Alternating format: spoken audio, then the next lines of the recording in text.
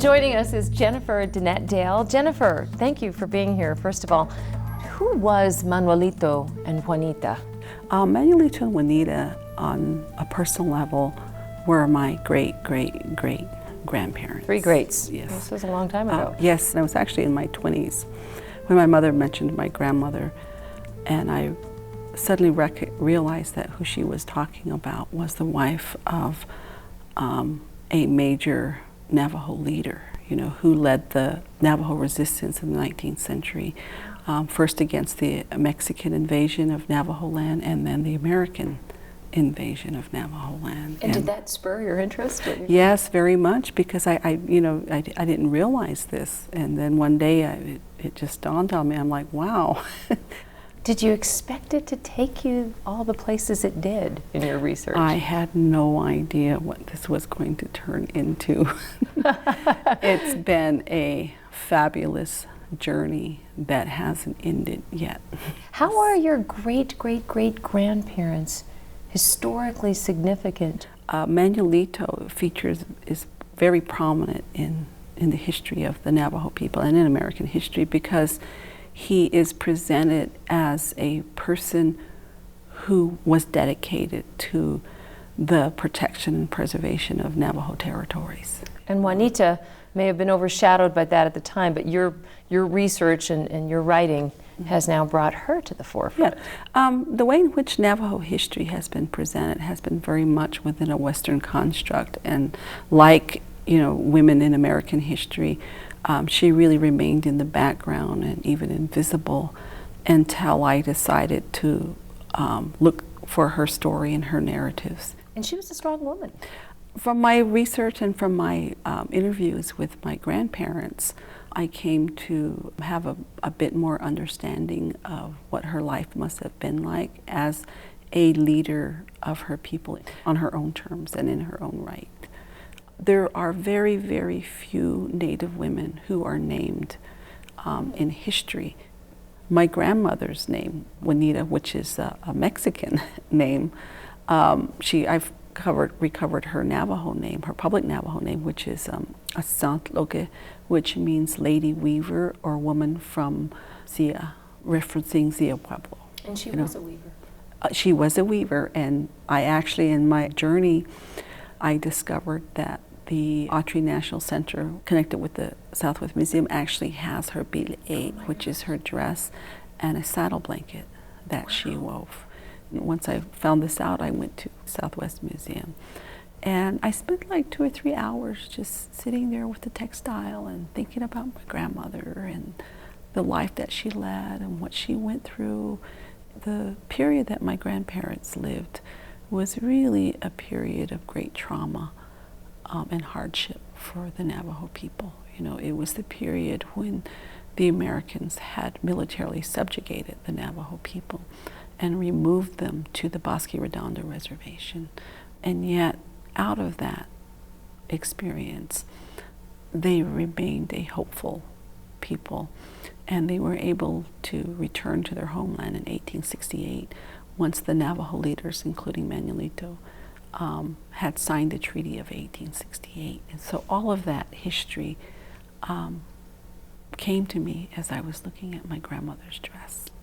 Tell us a little bit more about Juanita. What did you find out about her in particular that you didn't know? First of all, in historical references to her in documents that are created by non-Navajos, there's primarily two references to her. One was that she had been a Mexican slave, and the second one was that she married the Navajo leader Manuelito and subsequently became his favorite wife.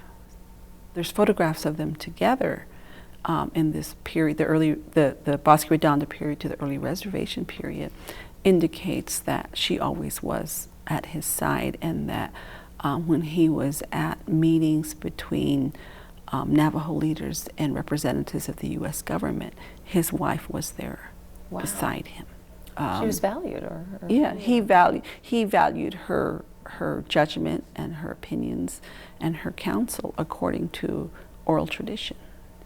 He told her that if she spoke to President Ulysses S. Grant, maybe he would be more sympathetic and compassionate towards Navajo issues, particularly around land, because Manuelito and Juanita were always concerned that Navajos keep their land.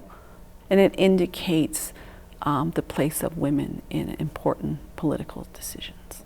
And it also seems to indicate Manuelito's sensitivity to the political process and a greater understanding of the woman's role.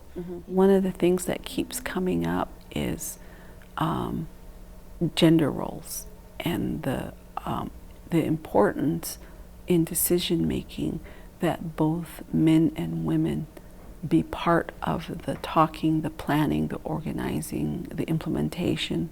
And I think that this couple was together in public and that she went with him to Washington, D.C. in 1874 speaks to Navajo ideals about how gender works in our society. You still have that warrior blood running through your veins that Manuelito had, and he was a proponent of using education to defend things like the land ownership that you said, you went to Washington all the way to the president.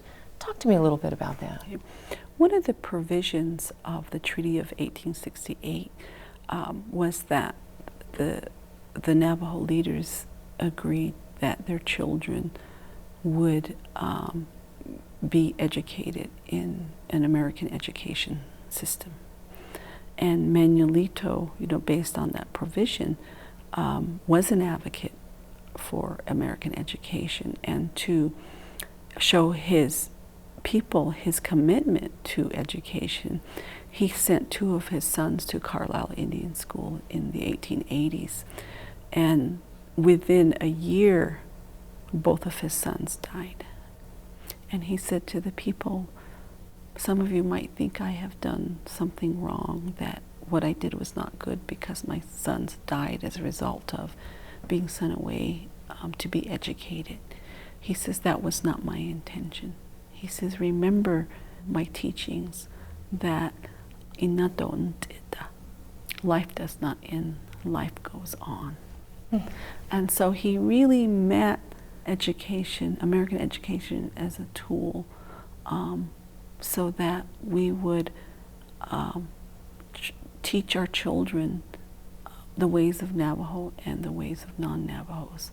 Not so that we could become white people, but that we could remain Diné, and that we would use the tool of education to protect our land and to preserve culture and language. It's a great story. Thank you so much for sharing. Sure.